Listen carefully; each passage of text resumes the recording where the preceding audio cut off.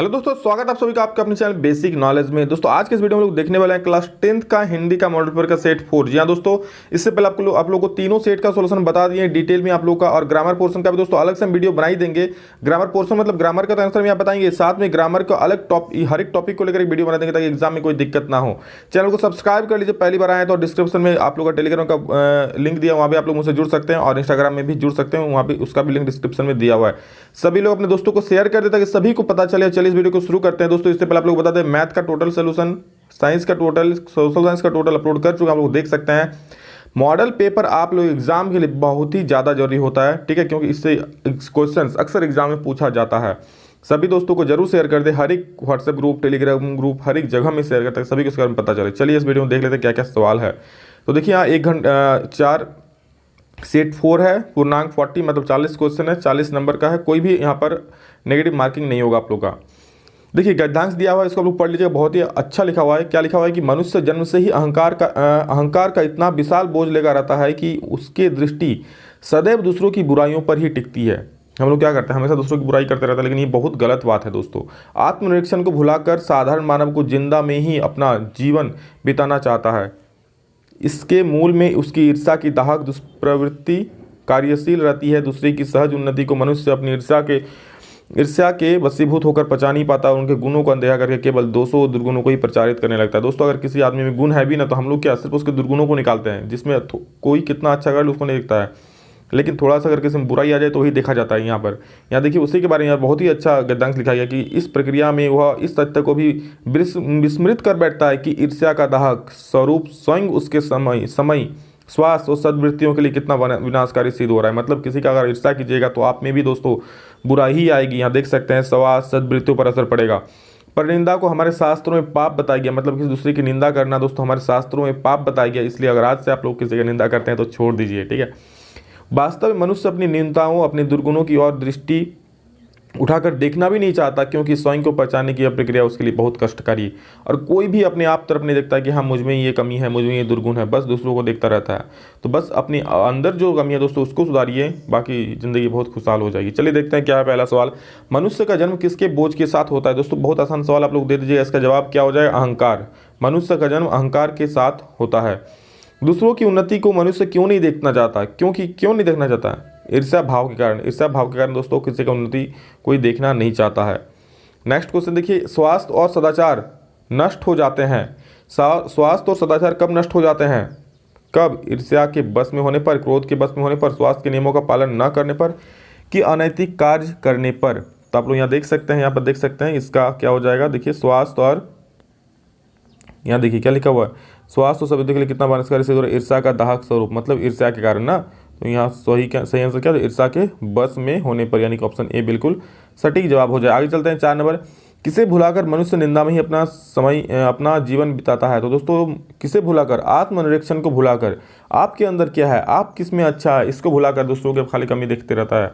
तो यही दोस्तों यहाँ पर इसका सही उत्तर आत्मनिरीक्षण हो जाएगा। उन्नति का विलोम शब्द क्या होगा? तो दोस्तों इसका विलोम शब्द अवनति हो जाएगा, ठीक है। उन्नति का क्या हो जाएगा? अवनति, यानी कि ऑप्शन ए सही हो जाएगा। आगे दोस्तों और एक पद्यांश दिया है, इसको पढ़ लीजिएगा। नभ में उग आई लो रंग भरी रेखा एक टेढ़ी सी, जिसको हम इंद्रधनुष कहते हैं। उमड़ घुमड़ कर अभी बादल यह बरसे है, महक उठे धरती और फूल पत्ती पौधे सब बरसे हैं। जीवन में इसी तरह दुख की घटनाओं का अंधेरा है, इसके भी पीछे शायद रंगों का घेरा है। एक इसी आशा के तर्क पर दुख और दाह हम सहते हैं। जीवन में इसी आकर्षण को इंद्रधनुष हम कहते हैं। तो देखिए इस पर क्या क्या सवाल दिया गया है।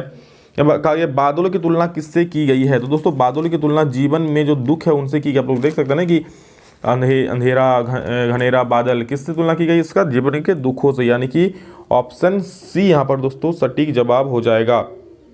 आगे चलते हैं, कवि का जीवन के प्रति दृष्टिकोण कैसा है? तो दोस्तों आप लोग देख सकते हैं कवि का जीवन के प्रति, आप लोग जो पद्यांश पढ़िएगा उसमें आप लोगों को लिखा होगा जीवन के प्रति हमारा दृष्टिकोण कवि का आशावादी है। मतलब हमेशा आशावादी होना चाहिए कि हाँ हम जो कुछ करेंगे अच्छा ही होगा, इसमें कोई बुरा नहीं होगा। मतलब जीवन के प्रति आशावादी विचार वाला होना चाहिए आपका सोच, ठीक है। जीवन का इंद्रधनुष कैसे बनता है? आशा और निराशा से। आप लोग यहाँ देख सकते हैं आशा और निराशा से मिलकर ही दोस्तों जीवन का इंद्रधनुष बनता है, यानी कि 8 का ए बिल्कुल सही जवाब हो जाएगा। और आगे बढ़ते हैं दोस्तों इसी के साथ। आशा का विलोम शब्द बिल्कुल आसान है, आशा क्या हो जाएगा, निराशा। 9 का बी सही हो जाएगा। 10 नंबर देखते हैं दोस्तों क्या बोला है, नभ का पर्यायवाची क्या है। नभ का पर्यायवाची क्या है दोस्तों, तो नभ का पर्यायवाची सभी लोग जानते हैं क्या हो जाएगा, आकाश हो जाएगा। नभ का पर्यायवाची मतलब नभ को दूसरा नाम आकाश भी हम लोग बोलते हैं। आगे अब व्याकरण हम लोग पोर्शन में आ जाते हैं। इसमें कहा है, देखिए इसमें जो आप लोग का है क्रिया, समास और वाच्य जितना सारा है मैं आप लोग को अलग से वीडियो बना के बताऊंगा ही, क्योंकि देखिए इसको इसमें सिर्फ आंसर याद करने से नहीं होगा, इसमें क्वेश्चन कोई भी आ सकता है, ठीक है। तो मैं आप लोगों को ये तो अभी बता ही रहा हूँ कैसे क्या होगा, फिर अलग से मैं एक वीडियो भी हर एक टॉपिक पर बना दूंगा ताकि एग्जाम में आप लोगों को कोई दिक्कत ना हो, क्योंकि इससे 10 नंबर का सवाल आप लोग का आ रहा है और दोस्तों 10 नंबर कम नहीं होता है, ठीक है। तो ज़्यादा से ज़्यादा बच्चों को शेयर करें और ज़्यादा से कमेंट आएगा, मैं आप इस पर वीडियो बना दूंगा ज़्यादा से ज़्यादा कमेंट आएगा तो, ठीक है। तो सभी लोग लाइक करें वीडियो को और शेयर जरूर कर दें दोस्तों को। देखिए हाँ, सब्सक्राइब करके रख ले ताकि जब मैं बनाऊँ तो उसका नोटिफिकेशन आप लोग को मिल जाए। देखिए यहाँ क्या है, निम्नलिखित में से अकर्मक क्रिया किस वाक्य में है। अकर्मक क्रिया किस वाक्य में है, गाय घास खाती है, रानी गाना गाती है, बच्चा रोता है, राजू पत्र लिखता है, ठीक है। तो अकर्मक क्रिया मैंने बताया था कि आप सवाल कीजिए, अगर आपका जवाब मिल जाता है सवाल का तो सकर्मक हो जाएगा, नहीं मिलता है तो अकर्मक हो जाएगा। तो यहाँ देखिए बच्चा रोता है, मैं सवाल कीजिए क्या रोता है, कुछ जवाब नहीं मिलेगा तो ये अकर्मक, इसमें कर्म नहीं हो रहा है। आगे देखिए जिसमें कर्ता क्रिया और कर्म तीनों उपस्थित हो, कौन सा क्रिया, देखिए कर्म अगर उपस्थित हो, ठीक है, कर्ता क्रिया भी उपस्थित हो तो क्या हो जाएगा, ये सकर्मक क्रिया हो जाएगा, यानी कि ऑप्शन बी बिल्कुल सही हो जाएगा। नेक्स्ट 13 नंबर देखिए क्या बोल रहा है, कौन अरुण का अनेकार्थी शब्द नहीं है। अरुण का अनेकार्थी शब्द कौन वाला नहीं है, आप लोग 13 नंबर देख लीजिए। तो दोस्तों इसका सही उत्तर हो जाएगा चंद्र, ठीक है। सूरज भी होता है, लाल भी होता है, सिंदूर भी होता है, लेकिन जो चंद्र है वो नहीं होता है अरुण का अनेकार्थी शब्द, यानी कि ऑप्शन सी बिल्कुल सही हो जाएगा। जब समास का पद प्रथम पद अव्यय और प्रधान हो तो वहाँ कौन सा समास होगा, नाम से पता चला दोस्तों, जब प्रथम पद अव्यय हो जाए तो क्या हो जाएगा, अव्यय भाव समास, यानी कि बी बिल्कुल सही हो जाएगा। चलते 15 नंबर की तरफ। 15 में क्या पूछ रहा है, देखिए विद्यालय, विद्या के लिए आलय, विद्या के लिए आलय, विद्यालय, तो ये कौन सा समास हो जाएगा, तत्पुरुष समास हो जाएगा दोस्तों, ठीक है। इस टाइप का जो भी आप लोग का बनता है वो तत्पुरुष समास कहलाता है, तत्पुरुष समास का उदाहरण है। आगे देखते हैं, नीला है जो अंबर, विग्रह पदों का सही समस्त पद क्या होगा। देखिए नीला है जो अंबर मतलब नीलांबर, तो ये दोस्तों नीलांबर सही हो जाएगा। आगे चलते हैं, देखते हैं रचना के आधार पर किस वाक्य में एक प्रधान वाक्य और शेष आश्रित वाक्य होता है। प्रधान वाक्य होता है, शेष आश्रित, तो क्या होता है ये मिश्र वाक्य में हो दोस्तों होता है, एक प्रधान वाक्य होता है, दूसरा वाक्य जो उसमें होता है वो प्रधान वाक्य पर आश्रित होता है, इसीलिए इसको मिश्र वाक्य बोलते हैं, ठीक है। समुच्चय बोधक अव्यय के दो प्रमुख भेद कौन से है, तो दोस्तों 18 नंबर देख लीजिए, समुच्चय बोधक के दो प्रमुख जो भेद हो जाएगा वो हो जाएगा समानाधिकरण और व्यतिकरण, यानी कि option see the right answer. 19 number, पिताजी के द्वारा अखबार पढ़ा गया वाक्य में कौन सा भेद है। देखिए यहाँ पर कर्म पर बल पड़ रहा है कि अखबार पढ़ा गया, जब भी इस तरह का दोस्तों सेंटेंस आ जाएगा वो हो जाएगा कर्म वाच्य हो जाएगा, यानी कि बी बिल्कुल सही हो जाएगा, ठीक है। अगर ऐसा होता कि पिताजी पढ़ रहा है तो ये हो जाता, क्या हो जाता, कर्तृवाच्य हो जाता, ठीक है। कर्तृवाच्य के पदों वाक्यों में कर्ता के कार्य की डैश होती है, तो कर्तृवाच्य के पदों में वाक्यों में कर्ता के कार्य की क्या होती है, प्रधानता होती है। दोस्तों याद कर लीजिए, मैंने इससे पहले ही बताया था आप लोग को कि कर्तृवाच्य में कर्ता के कार्य की प्रधानता होती है, कर्म वाच्य में कर्म की प्रधानता होती है, और आप लोग का और एक कौन वाच्य बताए थे, भाववाच्य, तो भाववाच्य में दोस्तों भाव की प्रधानता होती है, ठीक है। इसको अच्छे से देख लीजिएगा। अब यह दंतुरित मुस्कान पर ये आप लोग का पद्यांश लिखा हुआ है, इसको गद्यांश लिखा है, इसको पढ़ लीजिएगा कि तुम्हारी यह दंतुरित मुस्कान धन्य तुम, माँ भी तुम्हारी धन्य, चिर प्रवासी में इतर में अन्य, इसको बहुत ही अच्छा लिखा, आप लोग पढ़ लीजिएगा, ठीक है। चलिए हम क्वेश्चन देख लेते हैं। 21 नंबर का क्या है, 21 नंबर पूछ रहा है कि प्रस्तुत काव्यांश में कवि कौन है। तो 21 नंबर देख लीजिए दोस्तों, इसमें कवि जो है वो है नागार्जुन साहब, ठीक है। नागार्जुन साहब इसमें कवि थे, यानी कि ऑप्शन सी 21 का बिल्कुल सही हो जाएगा।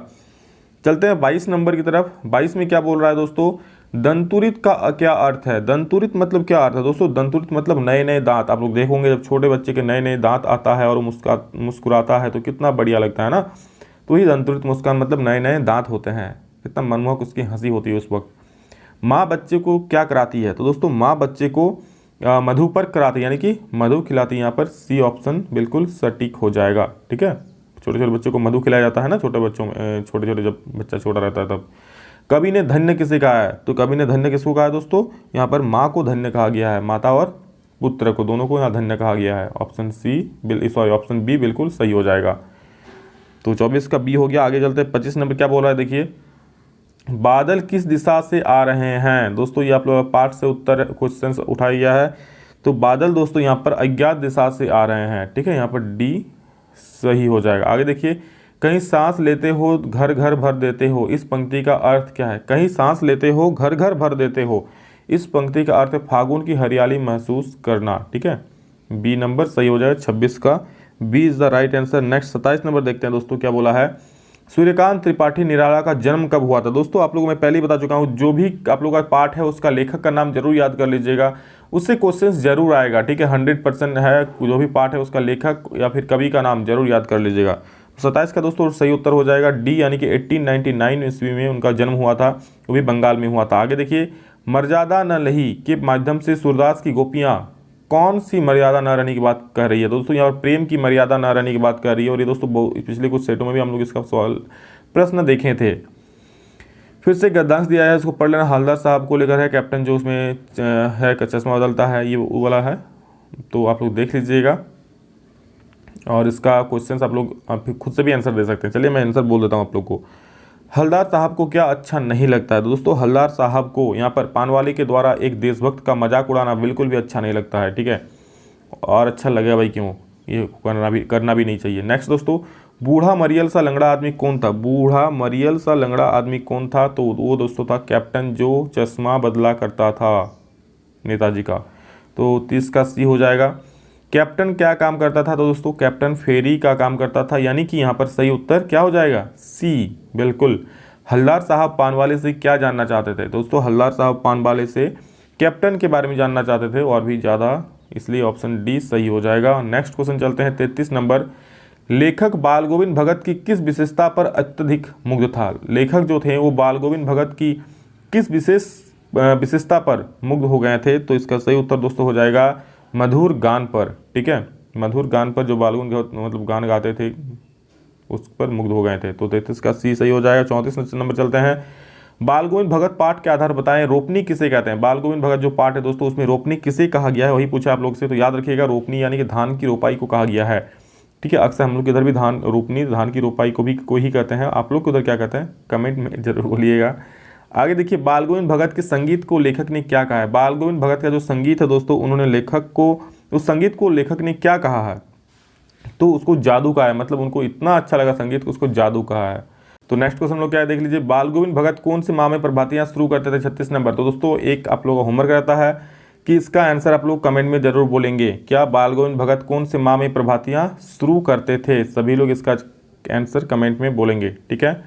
देखते हैं कितने बच्चे बोल पाते हैं, थोड़ा सा आप लोग भी पढ़ लीजिए इसी बानी वाला चैप्टर। चलिए आगे चलते हैं, देखते हैं। जब कभी मैया हमें अचानक पकड़ पाती तब हमारी लाख झटपटाने पर भी चुल्लू कड़वा तेल हमारे सिर पर डाल देती थी। हम रोने लगते और बाबूजी उस पर बिगड़ खड़े होते हैं, पर वह हमारे सिर में तेल बोथ कर हमें उपट कर ही छोड़ती थी। फिर हमारे नाभियों और लिलार में काजल की बिंदी लगाकर चोटी गूंथी और उसमें फुलदार लट्टू बांधन रंगीन कुर्ता टोपी पहना देती थी। हम खांसी का नहिया बनकर बाबूजी की गोद में ससकते बाहर आते थे। मतलब उसमें कहा गया है कि आप लोग देखेंगे जब आप लोग छोटे बच्चे थे तो आप लोग की माँ क्या करती थी कि मतलब छोटे बच्चों को तेल लगाया जाता ना ताकि उसका एकदम स्वस्थ पुष्ट रहे शरीर, तो उसी प्रकार छोटे बच्चों को तेल लगाए, उस प्रकार इसी चैप्टर में इस सब जो कहानी है उसमें लगाया जा रहा था। और उस जिस तरह से बच्चा रोता है उसके बारे में कहा गया है, जब तेल लगाने से पहले बच्चा कितना रोता है आप लोग उस वक्त को इमेजिन कर सकते हैं, तो उसी के बारे में कहा गया है। लेकिन फिर भी माँ नहीं छोड़ती है, तेल लगाकर ही मानती है ताकि उसका बच्चा अच्छे से स्वस्थ रहे और स्ट्रॉन्ग हो, ठीक है। तो वही चीज़ इसमें बताई गई है, काफ़ी अच्छा यहाँ पर कहानी है। तो क्वेश्चन देखिए क्या है पूछा है, बोल रहा है प्रस्तुत कहानी के लेखक कौन है। दोस्तों इसका लेखक जो है वो है श्री पूजन सहाय जी, इसके लेखक है, ठीक है। नेक्स्ट, लेखक की माँ काजल कहाँ लगा देती, तो नाभि और लीलार में लगा देती। यहाँ पर आप लोग देख सकते हैं लिखा हुआ यहाँ पर, ठीक है। माँ चोटी में लेखक को क्या बांध देती थी, तो दोस्तों माँ चोटी में लेखक को यहाँ पर फूलदार लट्टू बांध देती थी, यानी कि ऑप्शन डी सही हो जाएगा। लेखक किसकी गोद में सिसकते बाहर निकलते, तो आप लोग पढ़ सकते हैं यहाँ पर देखिए बाबूजी की गोद में, तो यहाँ पर बाबूजी की गोद में सिसकते बाहर निकलते थे, क्योंकि माँ उसे तेल लगा देती थी, फिर वो रोता रहता था, बाबूजी की गोद में सिसकते बाहर निकलते थे। तो दोस्तों ये था आप लोग का 40 सवालों का उत्तर, और सभी को शेयर कर दीजिए प्लीज़, एक ही रिक्वेस्ट करता है आप सभी से, ताकि सभी को इसके बारे में पता चले। और पहली बार आए तो सब्सक्राइब कर लीजिए दोस्तों, ताकि हर एक अपडेट मिल पाए, अच्छे तरीके से तैयारी कर पाएँ। चलिए दोस्तों अभी इतना ही। हाँ, डिस्क्रिप्शन में आप लोग का सभी प्लेलिस्ट का लिंक मिल जाएगा, वहाँ से आप लोग सभी वीडियोज़ जाके देख सकते हैं आराम से। चलिए अभी इतना ही, फिर मिलते हैं नेक्स्ट वीडियो में, तब तक के लिए जय हिंद, वंदे मातरम।